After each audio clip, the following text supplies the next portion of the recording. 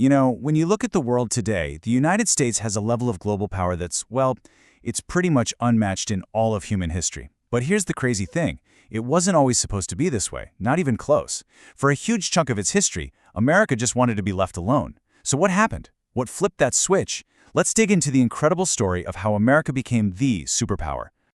Okay, just think about this for a second. Over 800. That's roughly the number of military bases the US has scattered across the globe. We're talking about a military footprint that literally stretches to every single corner of the planet. I mean, no empire in history has ever achieved something on that scale. And of course, a footprint like that is fueled by an absolutely incredible amount of money. The US spends more than a third of all military spending on the entire planet. That's just a staggering number.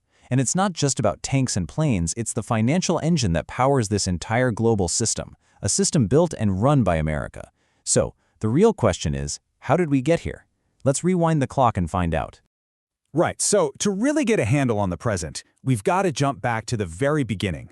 See, America's path to becoming a global power, it wasn't some grand unified plan. Nope, it all started with a huge argument, really a debate over the very soul of the nation.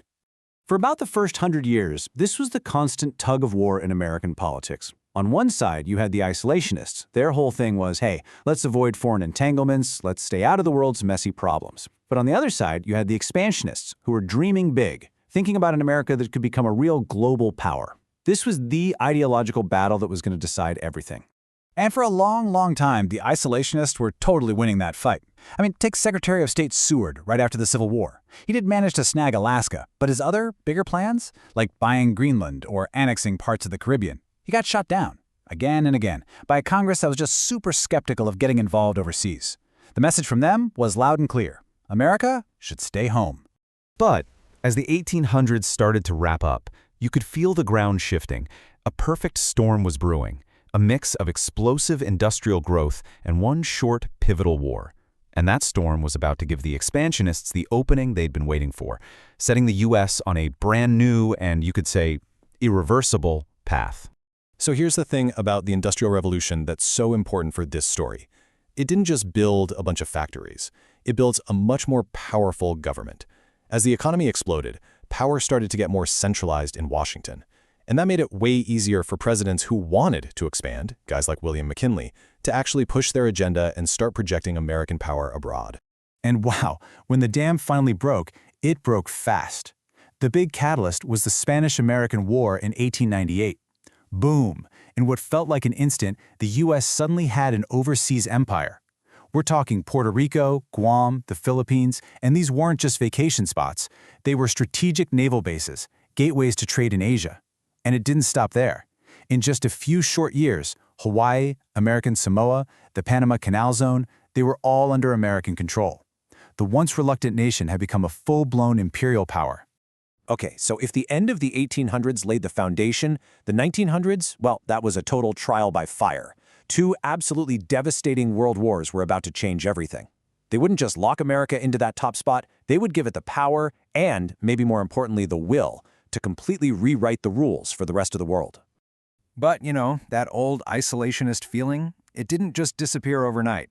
After World War I, President Wilson came up with this grand, ambitious plan for a League of Nations, something to keep the peace globally. But back home, Congress said, no way. They refused to let the U.S. join.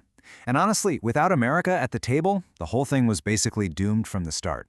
World War II, though, that was the game changer. For good. Think about it. While the rest of the world's major powers in Europe and Asia were just in ruins, the United States came out of the war stronger than ever. The economy was booming, the homeland was untouched, and, oh yeah, it was the only country on Earth that had the atomic bomb. This put America in this completely unique, unprecedented position to basically design the post-war world. And America absolutely seized that opportunity. The first big piece of this new world order was political, the United Nations. The whole idea was to create a place where countries could hash out their problems with words, not with weapons. A system built on international law to stop another global war from ever happening again. The second piece of the puzzle was economic. You get the Bretton Woods Agreement, which sets up a whole new global financial system. This is where the World Bank and the IMF come from, and the thinking here was pretty clear. prevent another Great Depression, which a lot of people felt had caused World War II in the first place, and instead try to build global prosperity. So suddenly, America wasn't just a world power. It was committed to being the world's manager. But of course, this brand new American-led world order was challenged almost immediately. A new rival power rose from the rubble of World War II, the Soviet Union. And the massive global struggle that followed, what we call the Cold War, is what would truly lock America into its role as a permanent global superpower. For the next 4 decades, U.S. foreign policy could be boiled down to one word: containment. The strategy was straightforward, but it was massive in scope. Stop the spread of communism, the Soviet model, anywhere and everywhere it might pop up around the globe.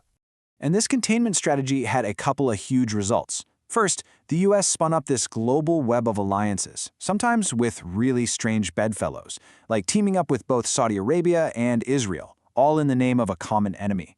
And second, it meant the U.S. got involved, sometimes openly, sometimes secretly, in the politics of dozens of countries, from Iran to Afghanistan, trying to shape events to fit its grand strategy.